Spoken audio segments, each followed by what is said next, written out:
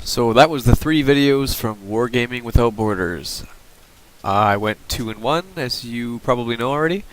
And as for the overall winners, there were, I think, first, second, and third announced, but there was no prizes for anyone. Actually, all the prizes were raffled off. So if you donated more money, you got a raffle ticket, and you could put your ticket inside one of about 10 bags, and each bag corresponded to a different prize that was displayed on the table. So they gave away some pretty cool stuff. There were a couple battle boxes, or battalions, I guess you call them. There was an Ogre Kingdom one and an Orc and Goblin one. There was some GW terrain, like the Garden of Moor. There were some hobby kits, like with clippers and all that kind of overpriced stuff that Games Workshop puts out that you would never buy. But hey, if you get it free, then whatever. There were gift certificates to various game stores around the area, and there were dice sets. Yeah, overall pretty cool stuff. I think Secret Weapon Miniatures also donated some stuff for the best painted, but everything was donated by these stores, so there was 100% went to charity, because the organizers actually know a guy who has relatives in the Philippines who's going to give it directly to the, I guess, mayor, or essentially the leader of the town that got hit the hardest, or one of the towns that got hit the hardest. So that's pretty cool.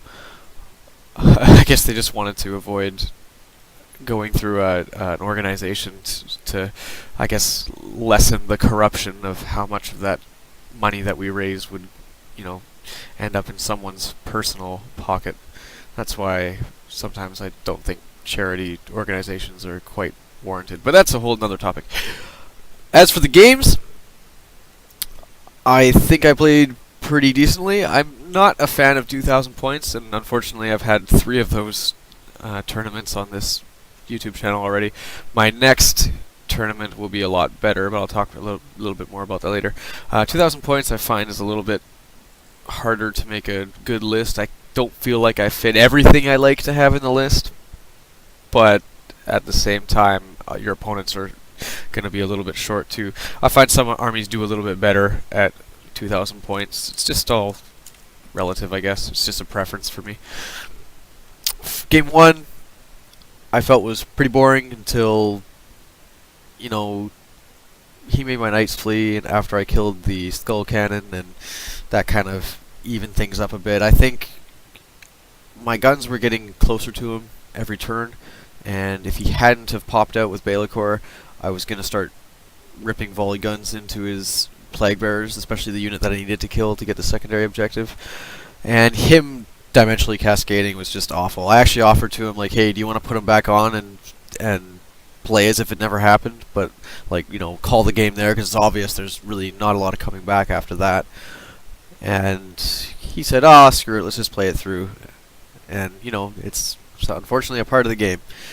A part of the game that probably needs to be fixed, or maybe not. Maybe that's what you get for taking a 500-point model. I don't know. What do you guys think?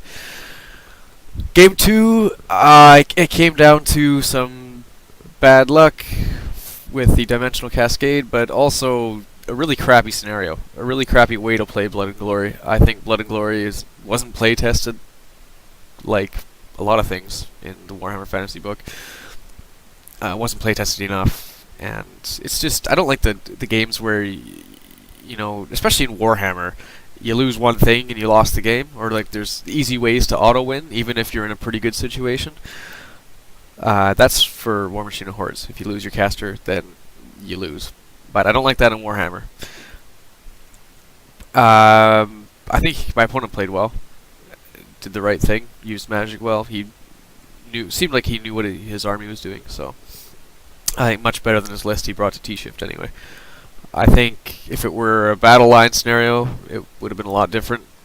He really had nothing on the right flank to challenge all the one-up armor that I had. Corsairs aren't really going to do it, and the repeater bolt throwers, or repeater crossbows shooting, is not really going to do it either. He's going to take out, if he's lucky, like 1 or 2 a turn of my knights, and he can't even touch the steam tanks, so...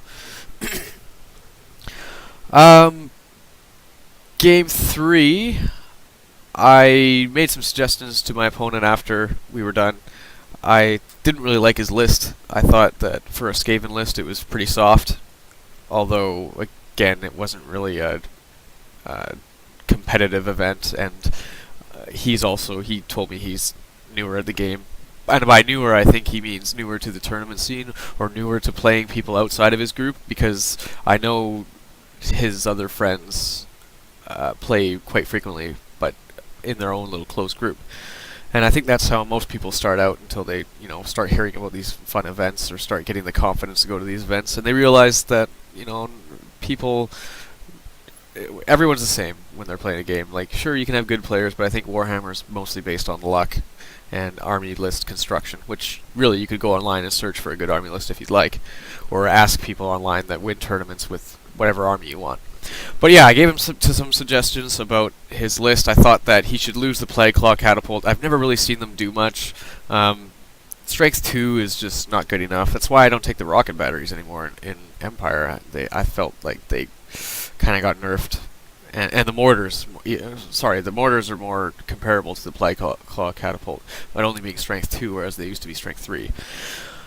I said that he should put in 2 Warp Lightning Cannons instead, and I know 2,000 points, it's hard to do it, but I'd like to see a Hell Pit Abomination in there as well.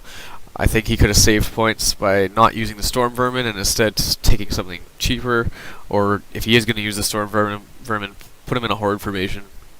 Maybe get more attacks. I don't know. Even when he got that, when he rang the bell for the 13 result, he did nothing with Harmonic Convergence. I think even without, he'd only did like 7 wounds, and I made 6 out of 7 armor saves. But with Harmonic Convergence, I made 7 out of 7 armor saves, and it's kind of bad for him because he was really excited about it before it happened. He's like, "Oh man, that the Demigryph Knights, they're gonna get owned by this." Well, maybe if he'd revealed his assassins a turn earlier and then got the 13th spell, or the 13th bell, I don't know what the hell you call it. But cool to see Skaven for the first time on the channel. Not a lot of people play them. I think that's mostly because the events around here kind of promote an all-painted list, and nobody really has the desire or motivation to paint a unit or a full army of Skaven. But hey, there's Army Painter Dip out there, guys. You should try using it for Skaven. It works really well. I've seen it done. Overall, I thought, like any of these events run by Dan Miner or Nick Daniels, they're always really solid. Always a really good group of guys out. A little bit loud all the time, but hey, it's at a bar, so that was also nice, being able to get food and drinks right at the venue. The pictures, like I said in the game 1, could have been a little better because I think 2 of the lights weren't really on and the sun was shining through the front of the store or front of the bar. So, and I think I was facing away from the window, so the light was behind me, making everything look kind of bright and casting shadows. But I don't think it really matters that much. I would definitely go to these things again. It's for charities, but I'm always a little skeptical about where the money ends up. I think I've covered that before. And I think that's about all I have to say. I just want to talk briefly about the next tournament I'm going to, which is the biggest convention in BC. It's GodaCon. It's on Vancouver Island in BC's capital, Victoria. And it will be a 5-round event. 2,500 points, so this is standard in North America, I believe. I think a lot of European countries play 2,400 points. I know Britain does, and I'm pretty sure like Sweden and Germany do as well. But yeah, I'm pretty excited for this event. I gotta finish painting my knights and make a display board because I'm really wanting to get some points for painting army, and I'm probably gonna enter their painting competition too, which is separate from any tournament. But this tournament is so big that they not only have wargaming, they have like just general geeky stuff, and also they have a StarCraft 2 tournament, they have a League of Legends tournament. So if anyone's in the area and you haven't heard of GodaCon and you play video games like those, or if you play 40k, War Machine, Fantasy, Malifaux, you should really check out GodaCon. Just Google it and I'm sure you'll find it. Anyways, I will see you sometime in March, and thanks for watching.